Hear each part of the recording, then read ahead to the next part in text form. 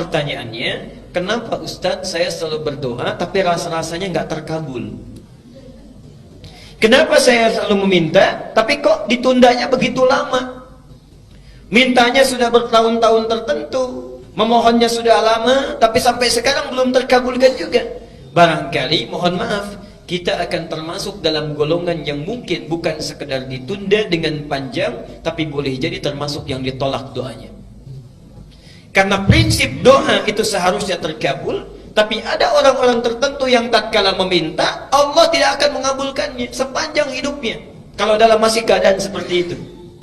Siapa mereka? Bagaimana supaya kita menghindarinya? Dan hebatnya, mohon maaf, sekhusyuk-khusyuknya antum berdoa, meminta bahkan setelah tahajud, kalau memiliki sifat ini, bahasa hadisnya sampai kapanpun gak akan pernah dijawab. Jadi nanti kita akan evaluasi kalau ada di antara kita saat ini yang sering kali berdoa meminta padahal sudah menangis, bangun sholat tiap malam, boleh jadi belum terkabul atau tidak terkabul karena punya sifat-sifat yang mungkin kita akan tampilkan. Baik. Ini bagian yang pertama.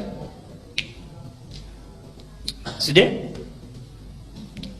Catat dulu dalilnya karena saya tidak cantumkan di sini. Ya, saya tidak cantumkan. Satu, dicatat dulu dalilnya supaya tidak lupa. Mau yang panjang, yang pendek? Yang pendek, yang ada terjemahan yang Arabnya aja. Terjemahan, baik. Al-Arba'in An-Nawawiyah. Al-Arba'in, ya, cuma 42 hadis dan pendek, banyak terjemahannya. Al-Arba'in An-Nawawiyah nomor ke-10. Hadisnya nomor 10. Itu diambil dari hadis Muslim nomor hadis 1051. Jadi Imam An-Nawawi mengambil hadis di hadis Muslim nomor hadis 1051, ditempatkan di kitabnya Al-Arba'in posisi nomor 10. Sudah? Baik. Yang kedua, masih tadi Al-Baqarah 186. Quran surah 2 Al-Baqarah 186. Kemudian Al-Isra surah 17. Al-Isra surah 17 ayat 110. Ayat 110. Kemudian Adz-Dzariyat. Adz-Dzariyat ini contohnya surah 51 ayat 55 sampai dengan 60 terakhirnya. 55 sampai dengan 60. Sudah? Baik. Nah, sekarang mari kita lihat dan kita evaluasi dan kemudian kita berhenti di titik ini. Bapak dan Ibu sekalian, di antara sunnah Nabi setelah kita tahajud, kemudian kita duduk khusyuk beristighfar, lalu memohonkan hajat kita kepada Allah Subhanahu wa taala yang ingin kita mohonkan. Nah, penting diketahui, sebelum kita memohon kepada Allah, ada sunnah Nabi yang lain terkait dengan adab-adab berdoa. Bagaimana supaya berdoa itu mudah sampai kepada Allah, cepat diterimanya dan langsung dikabulkannya. Baik. Bagian yang pertama, ini sunnah Nabi-nya. Hendaklah setiap orang yang berdoa mempersiapkan perangkat dirinya dengan halal dan baik. Saya ulang. Hendaknya setiap orang yang akan berdoa mempersiapkan perangkat dirinya. Perangkat diri itu berarti pakaiannya, ya. Kemudian apa yang dia kenakan, apa yang dia makan, ya, apa yang ada di sekitarnya. Jadi sebelum berdoa pastikan dulu itu halal, pastikan baik, ya. Jadi jangan sampai misalnya antum berdoa sudah menangis terseduh-seduh, disebut nama Allah Asmaul Husna, dipanjatkan di pertengahan malam, tapi pakaiannya haram, makanannya haram, yang dikenakannya haram, sajadahnya haram. Bagaimana bisa dijawab itu? Apa dalilnya? Hadis riwayat Muslim nomor hadis 1051 di Al-Arba'in nomor ke-10. Hadisnya dari Abu Hurairah. An Abi Hurairah radhiyallahu anhu qala. Hadis ini disampaikan dari Abu Hurairah, semoga Allah memberikan ridha kepadanya. Qala Rasulullah sallallahu alaihi wasallam, Rasulullah sallallahu alaihi wasallam pernah bersabda, "Innallaha thayyibun la yaqbalu illa thayyiban." Sungguh Allah itu maha baik, sifatnya baik, keadaannya baik. Karena Allah itu sifatnya baik, maka tidak akan pernah menerima apapun kecuali dari yang baik-baik. Jadi ingat, doa itu sangat suci, akan berlabuh di tempat yang suci. Allah yang maha suci tidak akan menerima doa itu yang berasal dari yang tidak suci. Jadi sebelum antum berdoa, sucikan dulu diri kita, sucikan perangkat kita, apa yang kita kenakan, apa yang kita gunakan. Kemudian Nabi menyampaikan, wa innallaha amara al-mu'minina bima amara bihil mursalin, dan Allah memerintahkan kepada orang-orang yang beriman dalam hal berdoa seperti perintahnya kepada para rasul yang diutus. Kenapa doa disandingkan dengan iman? Ingin menunjukkan pesan bahwa satu, hanya orang yang punya keimanan yang kuat yang mau khusyuk berdoa kepada Allah. Artinya kalau antum dalam hidup tidak pernah berdoa, ada sesuatu yang salah dalam imannya. Dan yang terakhir, perhatikan, setelah membacakan 2 ayat Quran, ada yang menarik. Thumma dzakara rajula, kemudian mengisahkan tentang kisah seorang laki-laki yutilus safar, dia menempuh perjalanan yang panjang. Di antara syarat diijabah doa dengan cepat, orang yang dalam keadaan safar. Karena itu saya sangat mohon sebesar-besarnya, kalau ada orang yang sedang safar, awas beda ya, antara safar dengan zahab itu lain. Kalau zahab itu perjalanan kurang lebih di bawah 82 km, itu zahab.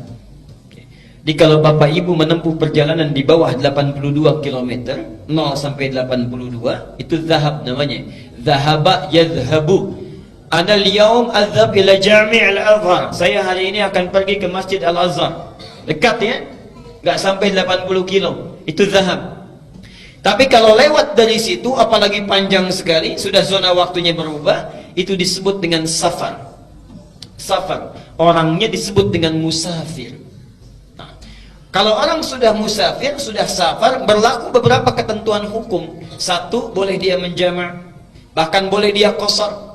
Lihat An-Nisa misalnya di ayat 101, disebutkan di sana, wa idza darabtum fil ardi falaysa 'alaikum junahun an taqsuru minas shalah.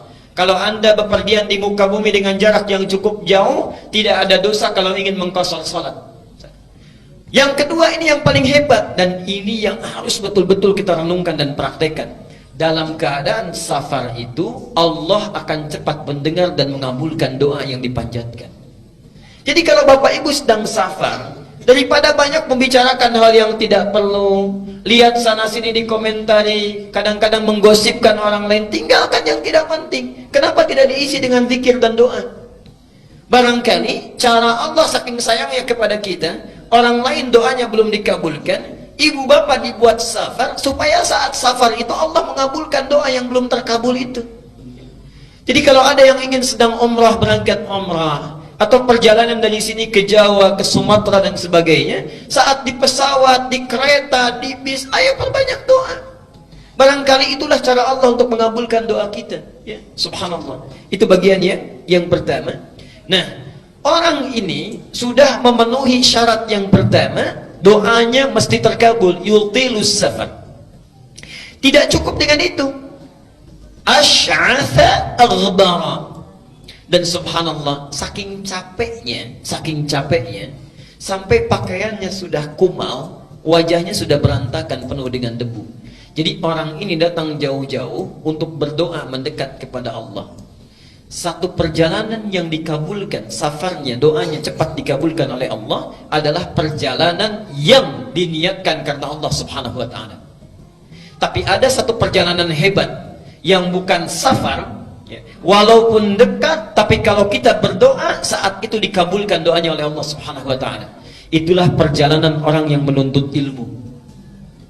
Jadi saat Bapak Ibu berangkat dari rumahnya sampai ke majelis ilmu, sampai kembali lagi, itu subhanallah, malaikat sedang menanti kita mau minta apa itu sama Allah. Saat kita meminta, malaikat mengaminkannya. Hadisnya sahih di 3 hadis utama. Hadis Muslim nomor hadis 1389, At-Tirmidzi nomor hadis 2682, Ibnu Majah nomor hadis 219. Hadisnya dari Abu Darda. Ini ada orang yang jalan kaki dari Madinah datang ke Syam, ke Syria, Damaskus, ya. Sekarang Syria, Palestina, Jordania, Syria disebut dengan Syam ya, dulu. Datang ke sana karena mendengar informasi ada sahabat Nabi Abu Darda, Umar nama aslinya ya. Darda itu laki-laki perempuan. Tuh, kita sudah keliru. Laki-laki perempuan. Laki-laki tuh sudah keliru kan? Saya ulang sekali lagi. Laki-laki perempuan. Perempuan. Tahu dari mana? Pastikan dulu, kita lihat dulu sumbernya ya. Ingat, Imam Muslim pernah membuat kitab di Sahih Muslim ya, babnya namanya Kitabul Masaqat. Bab al-isnadu minad din. Kalau belajar apa-apa ditelusuri dulu ilmunya dari mana, sumbernya dari mana. Darda itu bukan laki-laki tapi perempuan. Perempuan. Jadi sahabat Nabi ini asalnya orang yang sangat kaya, punya toko banyak, melimpah hartanya. Saat Nabi datang belum masuk Islam. Singkatnya satu kali, subhanallah, singkatnya beliau masuk Islam berubah menjadi zuhud ya. Segala hartanya disedekahkan, mendekat kepada Allah, subhanallah. Harta yang dia kumpulkan digunakan untuk kepentingan Allah dan Rasulnya. Dan yang paling hebat ada dua hal. Satu, punya teman karib yang selalu menunjukkan kepada kebaikan. Ini contoh bagi kita. Silahkan nanti lihat di Riyadhus Shalihin, itu ada pembahasannya. Teman karibnya Salman Al-Farisi. Ada bab, Imam An-Nawawi menempatkan hadis ini, menyampaikan bab 31 kalau tidak keliru. Salman berkunjung ke rumah Abu Darda.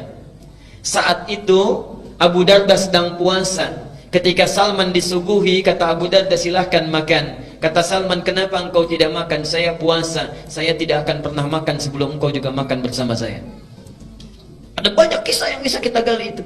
Nah, Abu Darda ini kenapa disebut dengan Abu Darda? Karena Uwaimir ini punya putri perempuan yang sangat cantik, luar biasa, namanya Darda.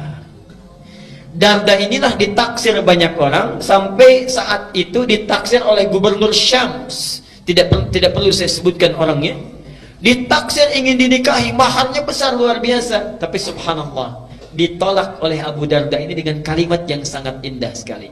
Saya sudah merawatnya puluhan tahun untuk dekat dengan Allah. Sekarang dia sudah baik. Saya tidak ingin titipkan pada keadaan seseorang yang kalau dia menjadi pasangan anak saya, bisa lupa dia dengan ketaatan yang telah saya bina itu.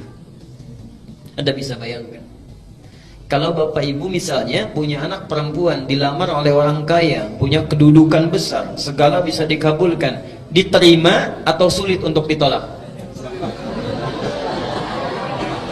Hah? Baik. Diterima atau sulit untuk ditolak? Dia Abu Darda menitipkan harapannya kepada Allah. Menitipkan harapannya kepada Allah. Dunia besok lusa berakhir. Lihat pikiran panjangnya. Jadi visi seorang mukmin itu mesti panjang. Antum ngitung-ngitung dunia, pernah nggak ngitung-ngitung akhirat? Saldo bank saya sekarang sekian, oh debitnya sekian, kreditnya sekian, saldo sekian. Pernah nggak ngitung saldo akhirat kita sekarang berapa? Ya Allah, debit saya sekarang, oh ini semalam nggak tahajud, berarti nggak dapat. Ya subuhnya kesiangan, berarti yang dapat pahala sekian. Dosanya sekian persen. Saldonya berapa? Orang cerdas itu, makanya disebut oleh Quran tuh ulul albab. Ulul albab itu yang bukan cuma ngitung-ngitung dunia, tapi pikirannya langsung tersambung ke alam akhirat. Visinya jauh. Visinya jauh. Abu Darda punya visi jauh. Sekarang kamu jadi gubernur, bagaimana kalau sudah menikah pimpinan berganti? Jauh visinya. Dititipkan kepada orang soleh, menikah dengan orang itu, lahirlah keturunan-keturunan yang soleh. Dan subhanallah, Bapak Ibu sekalian, Abu Darda hafal banyak hadis. Di antara hadisnya ada yang tidak diketahui oleh sahabat manapun. Orang ini datang dari Madinah, subhanallah, kota Nabi, berjalan kaki. Bayangkan, tadinya naik unta, kemudian dijual untuk bekal, jalan kaki. Jarak Madinah ke Syria sekarang kurang lebih sehari semalam kalau pakai bis. Kalau jalan kaki kira-kira berapa lama? Jangan dulu dijawab, sudah pernah atau belum? Okay. Dan jangan bayangkan situasinya seperti sekarang. Subhanallah, datang jalan kaki, sampai di sana bertemu Abu Darda, terlihat seperti orang kecapean, kelelahan. dalam fisiknya, tapi wajahnya memancarkan senyuman. Orang ini, kata Abu Darda, ya akhil karim, a'indaka haja? Saudaraku, Anda punya keperluan apa katanya? Kata orang ini langsung singkat, padat, lugas, tegas. Uridul hadis. Saya pengen hadis. Saya dengar ada hadis yang pernah disampaikan oleh Anda, tidak dimiliki oleh sahabat yang lainnya. Uridul hadis. Saking bingungnya Abu Darda, jauh-jauh jalan kaki ke sini cuman pengen satu hadis. Kata Abu Darda ditanya, "A'indaka haja ukhra?" Apa Anda tidak punya kebutuhan yang lainnya? La, faqat uridul hadis. Tidak, saya cuman pengen hadis saja. Menjaga keikhlasannya, tidak melekatkan dengan motif yang lainnya. Uridul hadis. Subhanallah.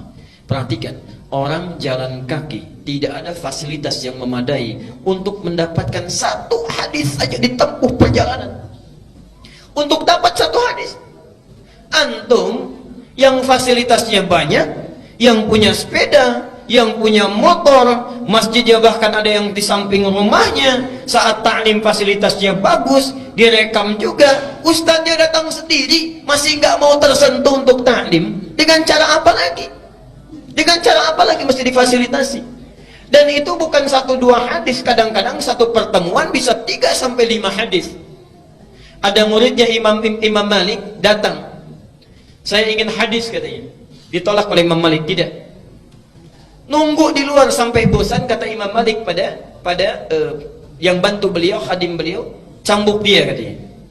Cambuk ini bukan marah, untuk menguji kira-kira masih bertahan gak.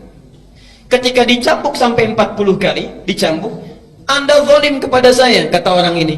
Saya sudah menjual apa yang saya punya. Jadi orang ini menjual apa yang dia miliki, kekayaannya dan sebagainya, hanya untuk menempuh perjalanan supaya belajar hadis pada Anda. Anda zalim pada saya. Baik ya. Kata Imam Malik, kalau begitu saya ingin balas kezaliman saya.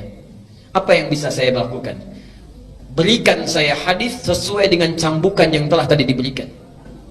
Jadi dicambuk 40 kali, minta 40 hadis. Begitu disampaikan 40 hadis oleh Imam Malik, kata orang ini, tolong cambuk saya lagi sebanyak-banyaknya, belum cukup hadisnya. Ada orang yang dicambuk sekedar untuk belajar. Antum tidak pernah dicambuk, dikasih fasilitasnya, bahkan hari Kamis dikasih takjilnya, dikasih buka puasanya, dikasih bukunya, dikenyangkan perutnya, ustadznya datang. Tadi ada pertanyaan, yang nggak puasa boleh buka nggak? Boleh. Gampang, di sini manhajnya sederhana. Yang nggak puasa buka, yang mau dimakan, yang puasa yang makannya. Singkat ya. Baik. Sekarang perhatikan. Jadi orang ini ketika datang langsung disampaikan hadisnya. Hadisnya tentang ta'lim. Ini yang hebat. Yang dalam perjalanan tidak mengenal jauh, dekat pun doanya dikabulkan. Man salaka tariqan yaltamisu fihi ilman sahhalallahu lahu tariqan ilal jannah. Jangan baca sampai di sini, lihat yang di Ibnu Majah. Wa innal malaikata la tad'u ajnihataha ridan li talibil ilmi wa hatta al-hitana allati fil bihar. Orang yang menyiapkan dirinya menempuh satu perjalanan, salaka itu mau dekat mau jauh saya tempuh. Jadi orang yang serius menyiapkan dirinya menempuh satu jalan, yaltamisu fihi ilman. Kalimat iltamasa itu bukan sekedar belajar, menyiapkan perangkatnya supaya bisa diraba, dicatat, dilihat. Perhatikan, sahhalallahu lahu tariqan ilal jannah. Balasan pertama, Allah akan mudahkan langkahnya menuju surga karena ilmunya.